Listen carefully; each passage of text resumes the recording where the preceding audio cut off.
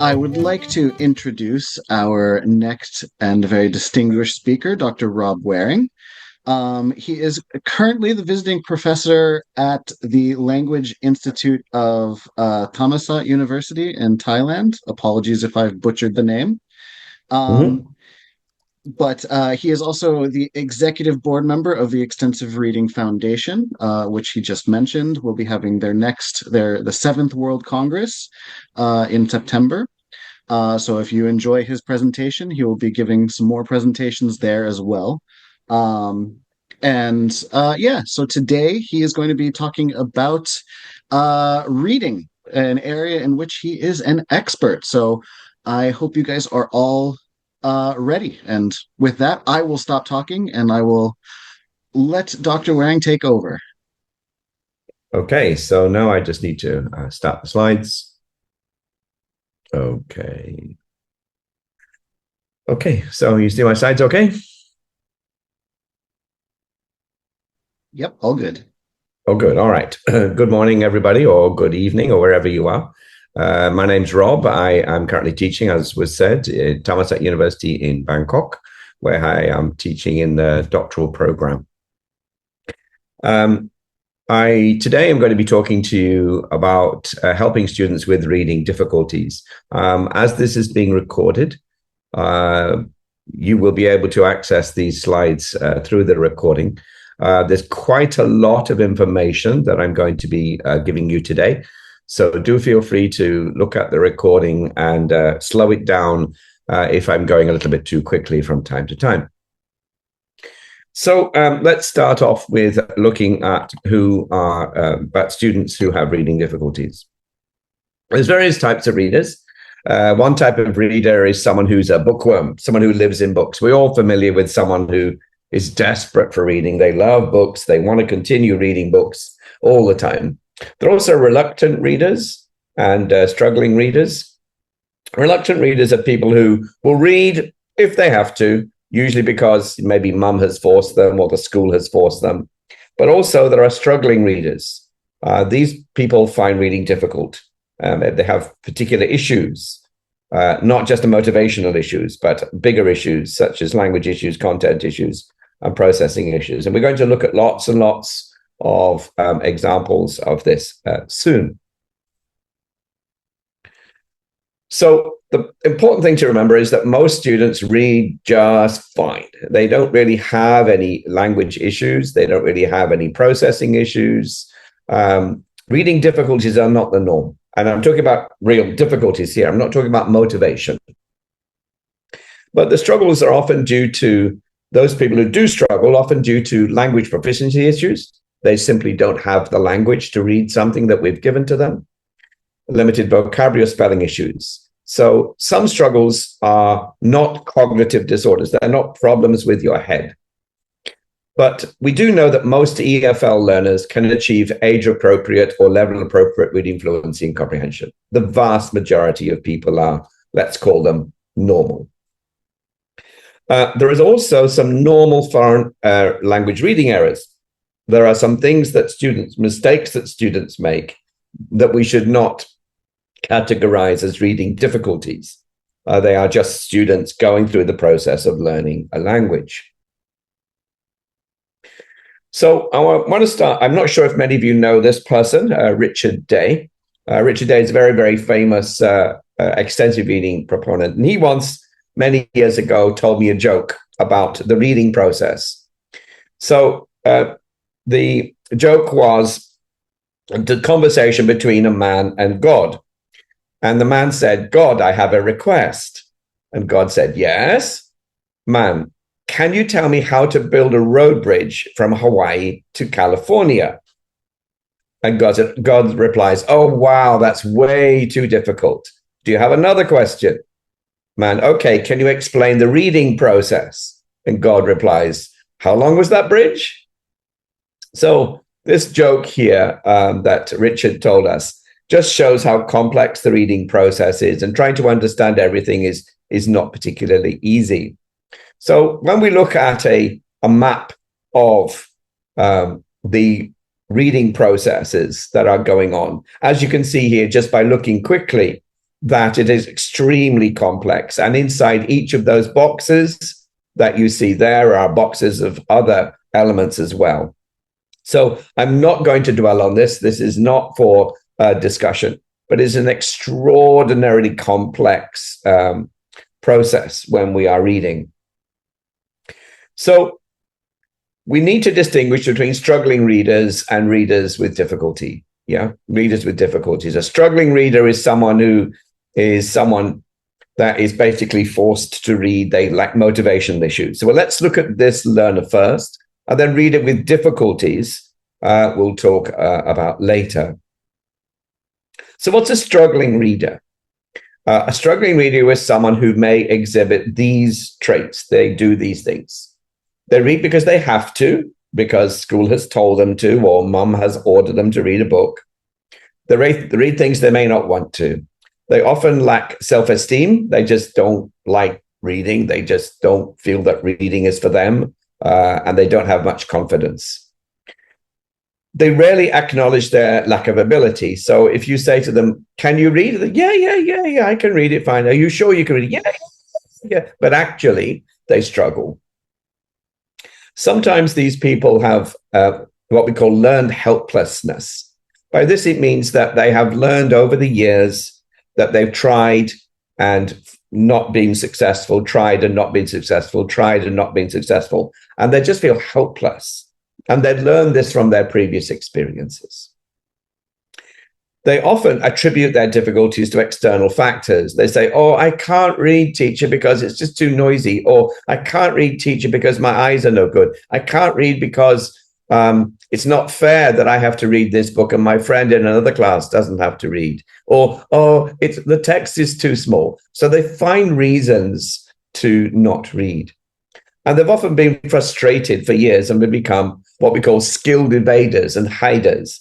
So these are the type of people that when you ask them to speak or read something to the other students, they'll find a reason to not say it. They'll say, oh, I'm sorry, teacher, I forgot my book. Oh, I'm sorry, teacher, I need to go to the bathroom. So they will find reasons to not read. So they often have issues with the language itself, the words, grammar, and so on.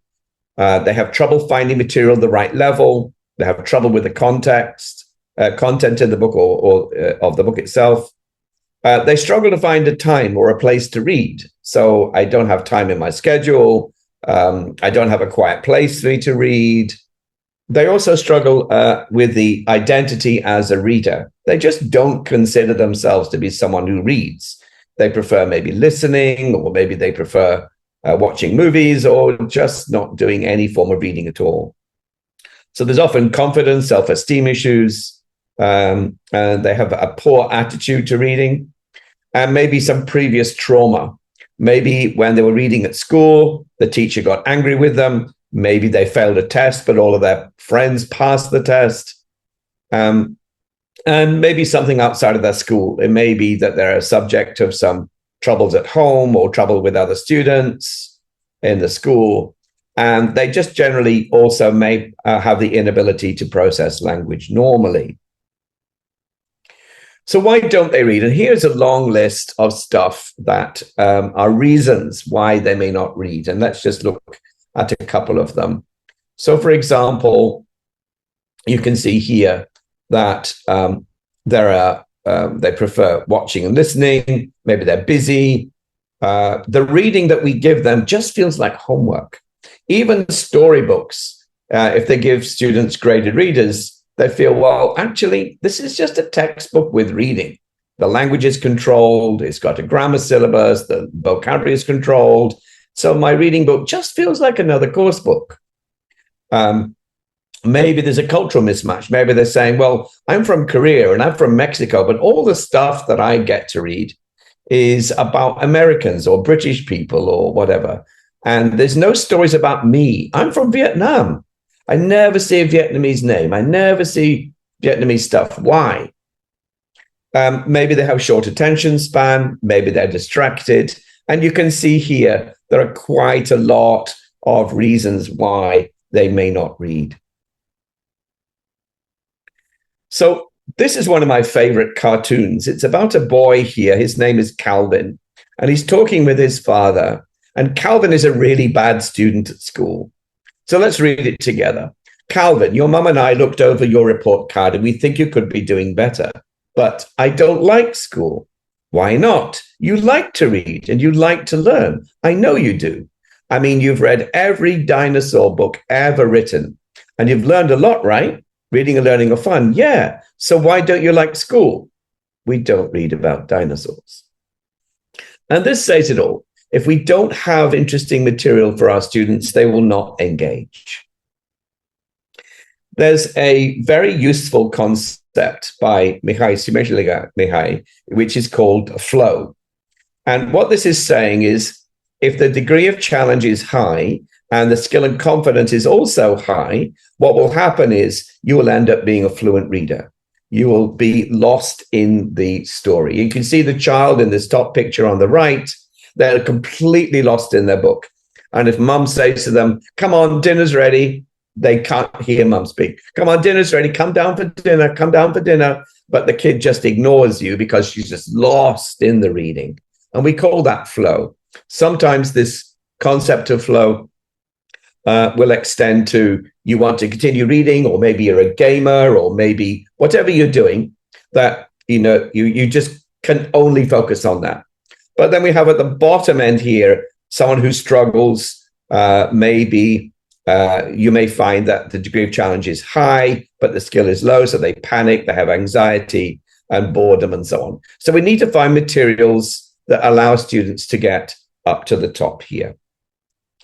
And when I've been a reading teacher for many, many years now, and I've found that 90% of motivation problems are solved by good materials. If you have good materials, if you have stuff which kids like, then you will find that the problem largely goes away. Because if you have a wide range of materials like eFuture offers, like they do, these are just 8 series. I think there are maybe 3 or 4 more series. There are hundreds of books which eFuture offers. And please look at some of these books.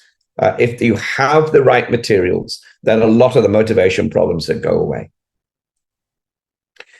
So there are several solutions to this issue of lack of motivation. First, we need to understand that sometimes we teach or we make them study too much. By study here, I mean we focus on the language items. Let's learn some grammar. Let's learn some vocabulary. Let's do some tests. So often students feel that reading equals testing, and we don't give them enough opportunity to just read for fun and enjoyment, right?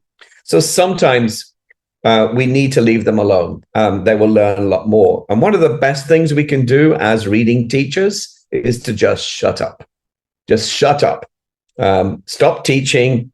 Give them a book. Give them something to read. Give them something to listen to, and they will learn. And also, as a teacher, you need to be enthusiastic. If you're excited about reading, they'll be excited about reading. If it's kind of like, okay, everybody, it's time to read, get out your books, of course, they're not going to be engaged, right? So one of the key things for us as reading teachers is create lifelong readers. That's our long-term goal. We're not worried about, did they pass this test? Did they read that book? What we're trying to do is to develop the skill of reading, the love of reading, the love of engaging with text. Don't worry if this week they're not doing well. Don't worry if they've failed a couple of tests. Always try to make sure that you build reading confidence and motivation. Try not to do anything that damages self-esteem as a reader. So if a student's not doing their reading, say, okay, try again next week. Or can you tell me why? Do you not have the right book? Oh, you don't like that book? Then put it down. So try not to get angry with them or cause any confidence issues. So ways to build confidence is to praise them for trying. It's not a good idea to praise them to say, oh, good, you got 10 out of 10 on a test. Because the problem is that if they don't get 10 out of 10 the next test, they're worried the praise may disappear. So praise them for trying. So thanks very much for trying. And look how much you've read. And look how much your reading speed has increased, right? Not just you did well on a test score. So If you can, you need to try and find out why students are anxious. If they're struggling, what is it? Now, we have a whole list of things before, right? What causes anxiety before or during reading or after reading? Maybe after reading, they're worried that they have to read something aloud in the class and they hate reading aloud in front of the class. Make sure that they read within their ability level and increase the challenge first. It's very important to start with really simple stories. This is the concept of what we call to kiss your student. Keep it simple, stupid. Keep it simple, student, to kiss your students. So if they've been successful before, build off their reading achievement. One of the great things I love about the eFuture materials is there's lots of series. So we have Vera, the Alien series. We have the School Adventures series. There's a series of stories with the repeating characters. So if they've read one, they'll probably like the next, the next, the next. Discuss problems and share problems. So sometimes in class, it's useful to sort of say what typical problems that people would have with reading without mentioning names. Just simply say, you know, when I was a kid, this is the reading problem I had. This is how I solved it. My son didn't like to read before, but now my son reads because blah, blah, blah, blah, blah. So discuss the problems so they don't feel, oh, it's only me who has this problem. Some students are motivated by stickers or stars. If you read a book, you get a star.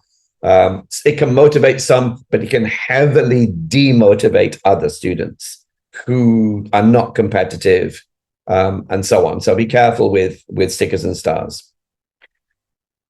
So you need to train them to expand their comfort zone. As I say, start with something easy and push to something a little bit more difficult.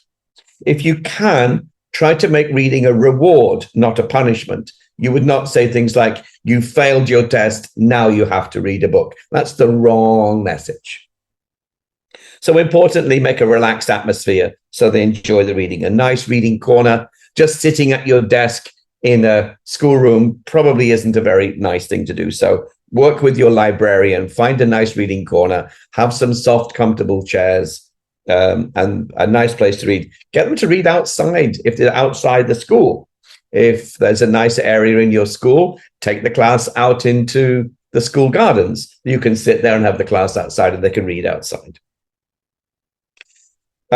So we have to help them to read as well. It's not just a process of throwing books at them. We have to actually help them to go through the reading process. And today, I'm not going to be discussing what the reading process would be in any detail. But it's important to develop a habit. Read it every day, even if it's just for 5 minutes. It's much better to read 5 minutes every day than 1 hour every week because it helps with habit forming. It's very important that we give them a reason for reading. So the reading that we do should be followed up by something. So read a book now, do something, talk to a friend, discuss, and so on. So we have to give them a reason for reading. Don't just throw books at them. We'll look at some ideas later. Make sure your library has lots of easy, interesting materials. And it's okay to ask them to reread. If they want to reread a book, perfectly fine. The advantage of rereading is it builds their reading speed. And if they're really interested in wanting to read it again, just let them have it. It's perfectly fine. Even encourage them to reread it. So one trick you can do to help students reread is once they've finished the book, you could ask them, could you read it again? And this time find, for example, make a list of all the characters, or read it again and find some culture points in there that you'd like to discuss with me, or read it again. And so give them a different task every time they read, and it doesn't feel like it's being repetitive. Also, reading aloud is fine. Asking them to read aloud. I do not suggest you ask the students read aloud to the other students in class. Usually that's a very good way to terrify students, particularly those who lack good reading aloud strategies.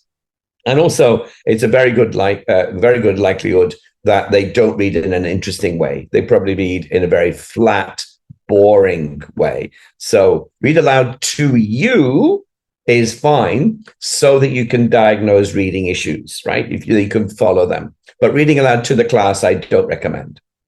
You can read aloud to the class, that's fine. But the students reading aloud, do be careful with that. Make sure that they are reading for general understanding. They're not just reading to learn new vocabulary. Yeah? One of the strategies that you should do, particularly with older children, is to help them to ignore unknown words and go back only if communication breaks down.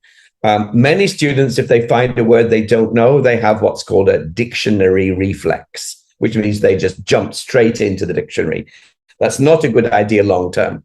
You should help them to learn how to guess from context. And again, this is not the day to do so, but please look at successful strategies to help students to learn from context, because they need to learn to be independent readers of dictionaries. Of course, when they're taking a test, there's no dictionary. So we need to build this guessing from context strategy.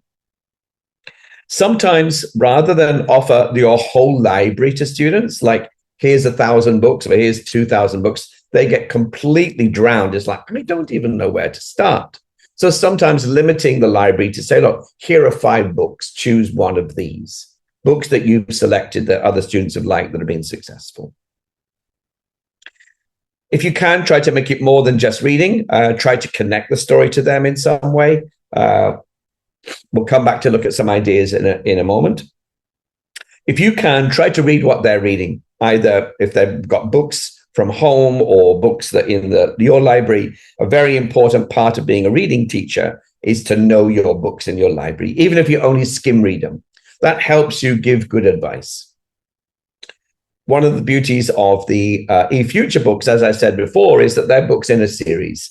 So if they like a particular book in one series, just let them read the rest. And that really helps with background knowledge because they already know the characters from the previous book. They know the setting. And so the second, the third, the fourth, the fifth book are easier to read. Using rhyme and rhythm. When you're reading aloud, that really helps students to remember and makes it more fun to read. So rhymes and rhythm, as you read aloud to the students, try to use a lot of rhyme and rhythm. And if you can, to make it easy for them, try to find familiar stories about things that they would already know about: animals, school, friends, family, local folk tales, and so on. And find out what they read what they read, make sure you know. So they discuss, it's important for them at some point to discuss how they read, particularly older children, discuss how they read, what they do, talk about the reading process. But do make sure that the texts that you give them are ones they want to read, are not just forced on them, yeah? And that doesn't mean necessarily that they should have graded readers. If you can find magazines, brochures, comics, TV guides, anything that they want, basically, that's fine. And it is important as you can to connect them from their point of view of the world. Yeah. So how do we do this? So one of the ways we can engage the students is by asking them to do something after the reading. It's very important that the reading has transfer. They move to read something else.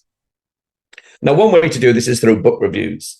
Some students love book reviews, and many students hate book reviews, and teachers hate book reviews because they have to mark them. So here's just a few ideas I'm going to go through very quickly about alternatives to book reviews. You can make posters like this, poster presentation on the wall, or they can make a book display that will show the reading that they have done. Another way to do a picture report is to do a picture report. So this one here, they draw the story. So here I've got 4 frames, but you could have 6 or 8 or 10 or 12, doesn't matter. And for those students who are particularly visual learners, that would help them to do that, to tell the story that way. Alternatively, they could do a bubble story. They could draw the bubbles themselves, telling the story. Another way to do the same thing would be to create comic strips. So those students who like comics or anime, here are some comic strip stories that they could make that would turn the reading into writing and to creative ideas. Those of your students who love Instagram, they can make an Instagram post. So they can make things like this, and then they can, if they have Instagram, they can post it up on there. Or if they like technology, Canva. Canva is a way to make a poster or to show the story or do a story frame like these. So this is another way for them to be able to engage with technology and reading. And kids will spend hours doing this. And when they finish this, you can then ask them maybe to present it to the class. And here's just some other ideas, students just discussing their books, and there's hundreds of different ways that you can discuss. For students who may need some help, here you could have students use these types of dice to talk about their books. So roll the dice. If you can't buy these, you can make something like that. You can create dioramas based on the books.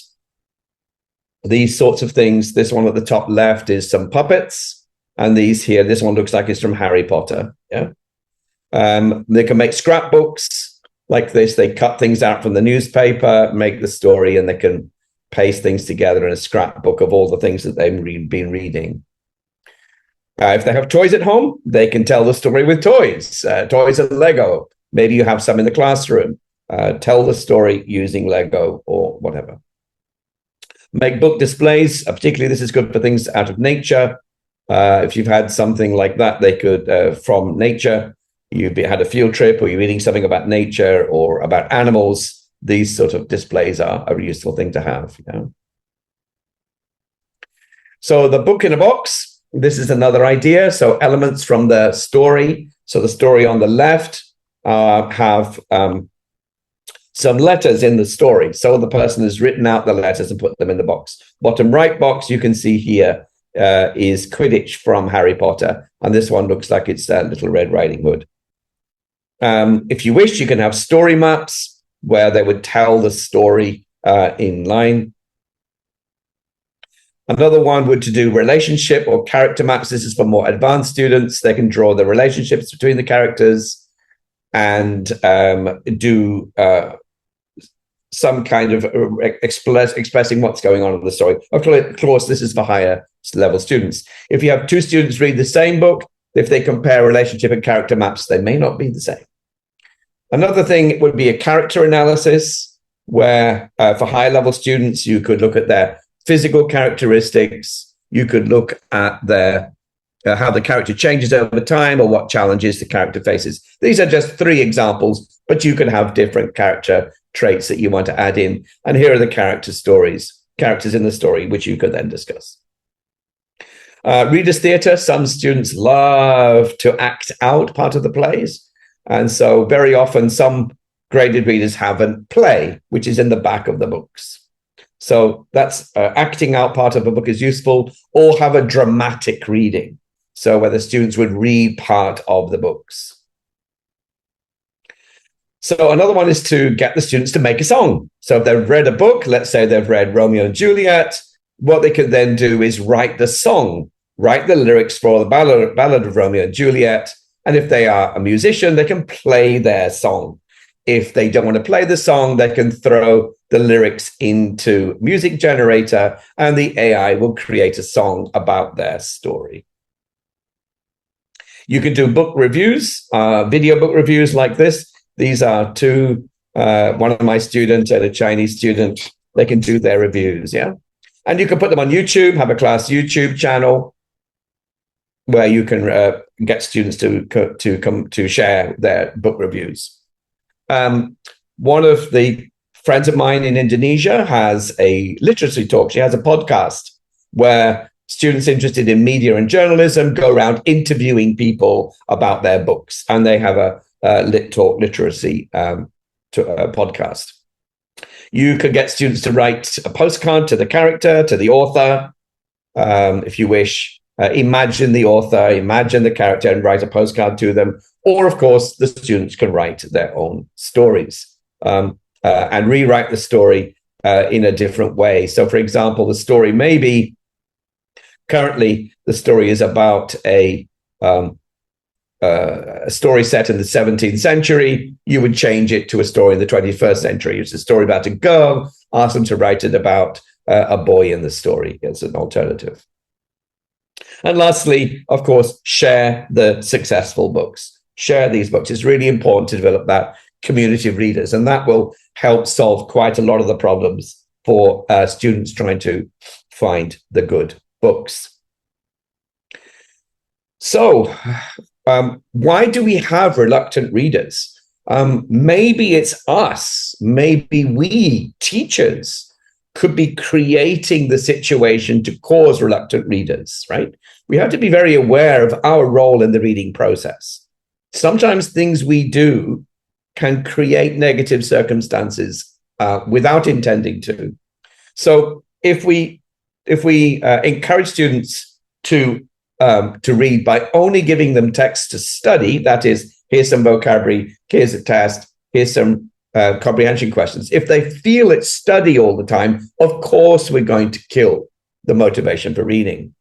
If we test them on everything they read, of course it's going to kill motivation for reading. Or if we only rely on the textbook, give them something too difficult, we give them something boring. And if I'm not enthusiastic about reading, of course we're not going to be giving a good message.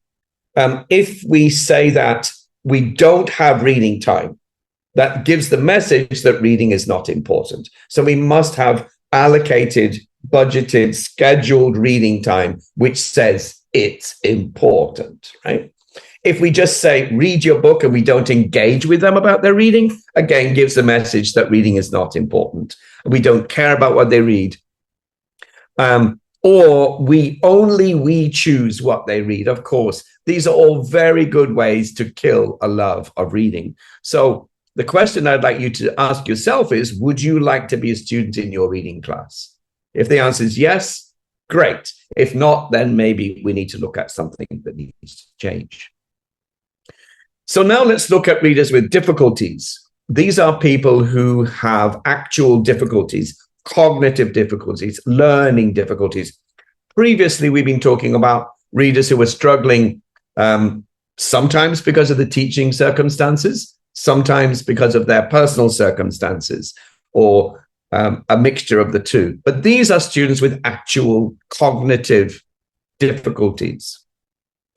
So why should we look for reading difficulties? So for those students who seem to struggle, what is it that we need to do to intervene here? And this here is a list of reasons why it's important that we intervene. If we see someone who's struggling, not just struggling with motivation, not struggling to find a book, but struggling with actually the process of reading, here are some reasons why we need to intervene. Give some early help with long-term success, identify general learning difficulties. It may be that the reading difficulties that they display may be a symptom of a deeper, more general learning difficulty, right? And here you can see some more. So what are some common reading problems? Well, there are some technical terms here. Dyslexia, hyperlexia, alexia. These are different types of problems. I'm not going to go into the details of each of these. Please feel free to go out to Professor Google and go and ask, right? And so these are some that you could look at. So dyslexia is the most common reading problem, trouble reading, spelling, sounding out words. Some children read very early, but they don't understand what they read. Acquired dyslexia, maybe they've had some kind of an accident. Here's some more: surface dyslexia, phonological dyslexia, deep dyslexia, and letter position dyslexia. Again, I'm not going to go into the details of these, but just to see that there's not just one kind of dyslexia. There are actually many kinds of dyslexia. So these are, if you can imagine you are the student, and this is what your eye sees. These are typical sorts of ways that students see text on the page.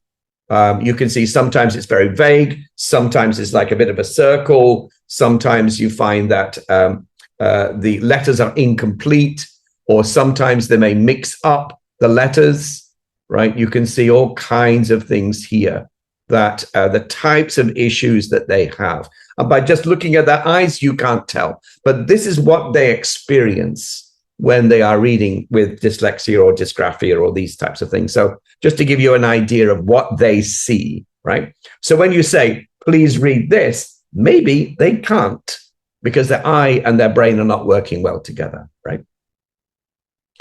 So dyslexia is a neurological condition. It's not a language issue. This is a problem in the brain.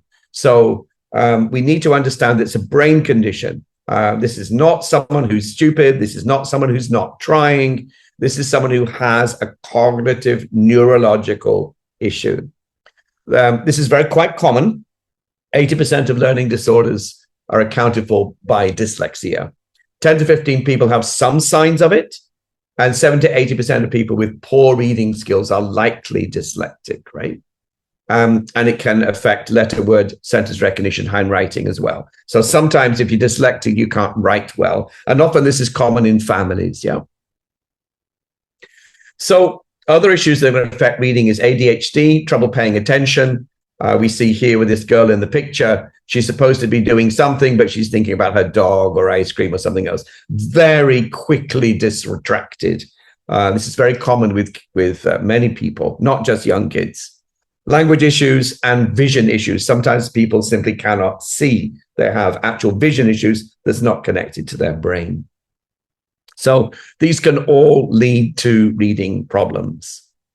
Signs of the struggling reader. Here you can see that if they write like this or they're holding their pen like this, there may be issues for you to have a look at, right? It may just be that sometimes people are a little bit slower than other children, yeah? Just because somebody's a few months behind somebody else doesn't mean they have dyslexia. It could be they're just a little bit slow to master, right? Or it may be some of these issues that I have mentioned before, right?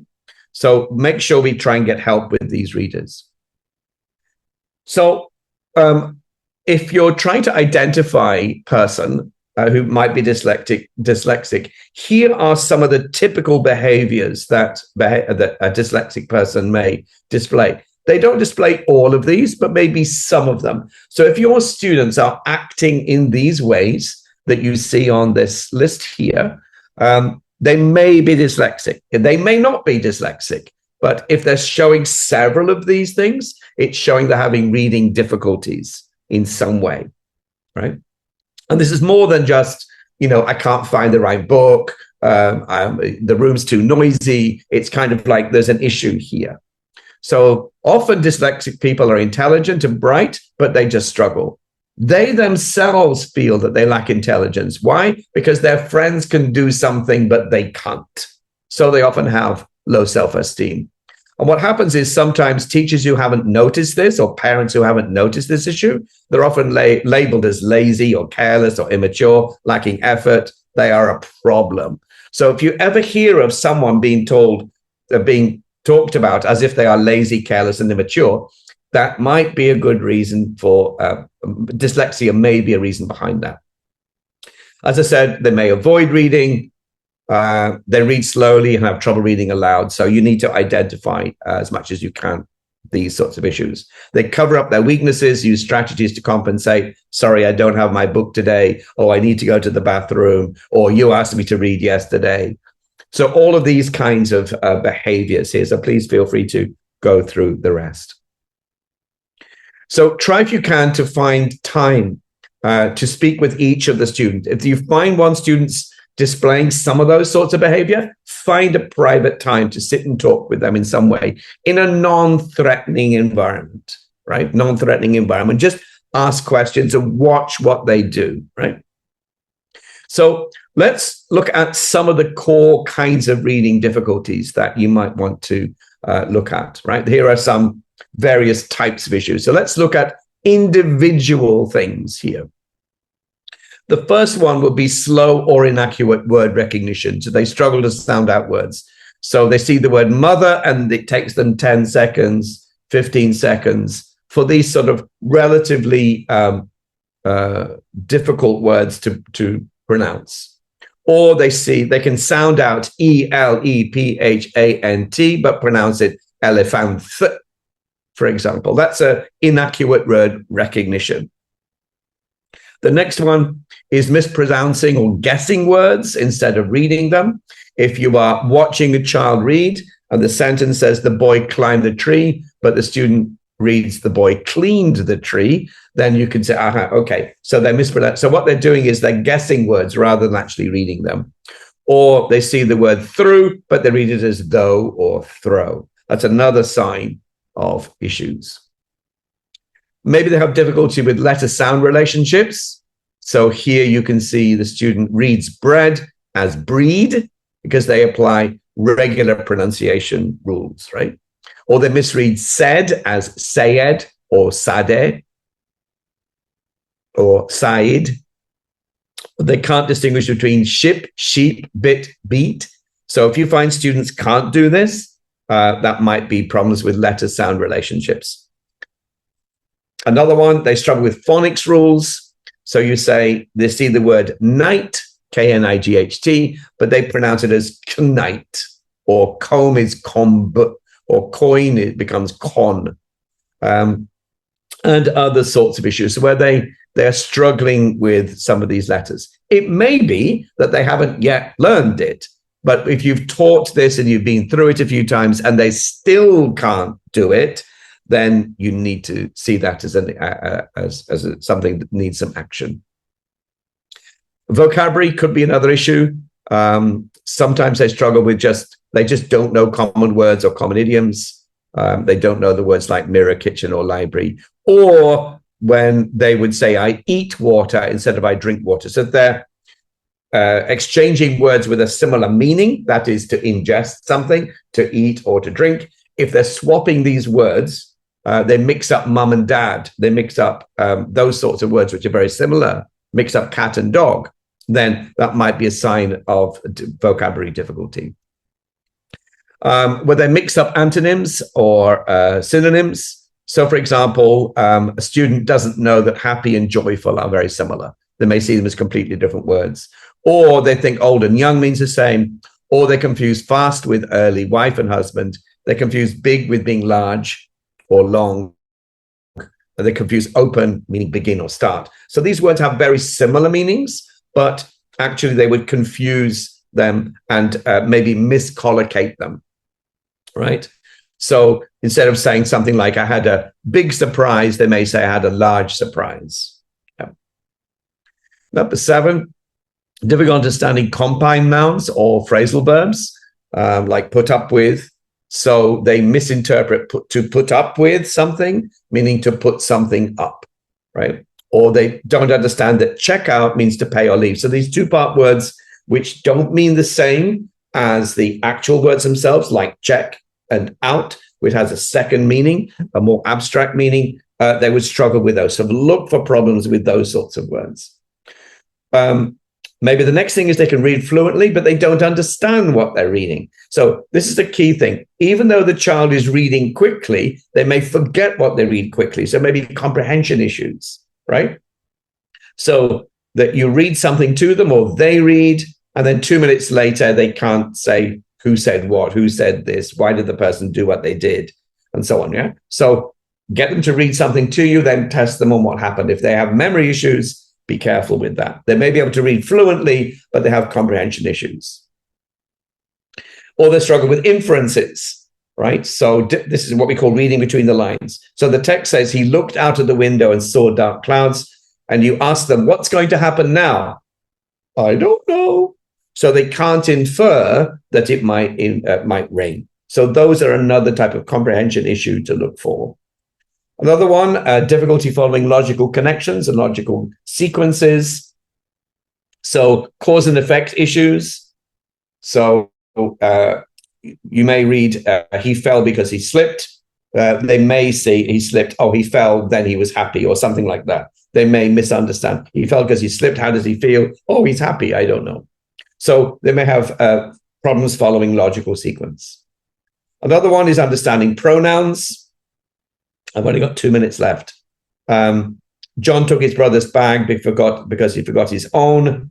Then they may have trouble understanding whose bag is this. Is it John or his brother? So look for those use of pronoun reference. Can they recognize pronoun reference? They may read words word by word instead of by chunks. So instead of saying the cat sat on the mat, they would say the cat sat on the mat. It sounds robotic and unnatural. Or there's long pauses between reading. So they read and stop for a long time, read and stop for a long time. Or they have to go back and reread and reread and reread. She went to the park, right? These are all signs of fluency issues. Memory issues, they may have difficulty holding information in mind. So they read the passage, but by the time they get to the question, they've forgotten the key information, right? So that might be working memory issues. It's more of a cognitive issue, much more of a general processing issue. Visual tracking, they may skip lines or skip words. You may find that what they're doing is they're reading, that they skip 2 to 3 lines. They lose their place easily. They have to go back. So look for children who are getting lost in their stories. They just don't follow the sequence. Their eyes jumping all over the page. Yeah, they read the same line twice, for example. Difficulty distinguishing similar-looking words, and when reading quickly, they confuse all kinds of words that look similar. And then they're confused by complex sentence structures, so particularly passives and conditionals. Sentence here: the book was read by the girl. They prefer more canonical frames. The girl read the book. So they may struggle with passives or with nominalizations and that type of thing. Trouble with subject-verb agreement or tense shifts. So they may say something like, she'd go to the market. But if they do say something like this, do be a little bit aware that this might be a processing issue. And also it might be an acquisition issue. Just because they're making mistakes doesn't mean it's a language issue. Right? I have maybe 1 more minute if that's okay, Joseph. So what we find is that students learn things a sequence. So we see that if you're teaching students, where's your book? When they're a beginning level learner, they'll say things like, book, no. Where's your book? Don't book. Haven't book. No, bring book. And eventually, they will be able to see their book properly. So these are some of the issues that the students would face.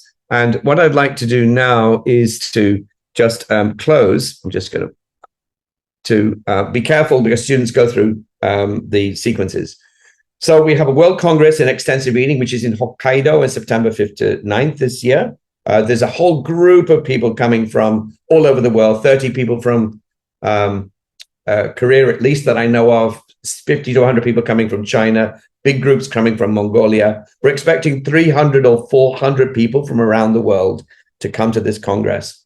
World Congress in Extensive Reading. I'll put the link into the chat later.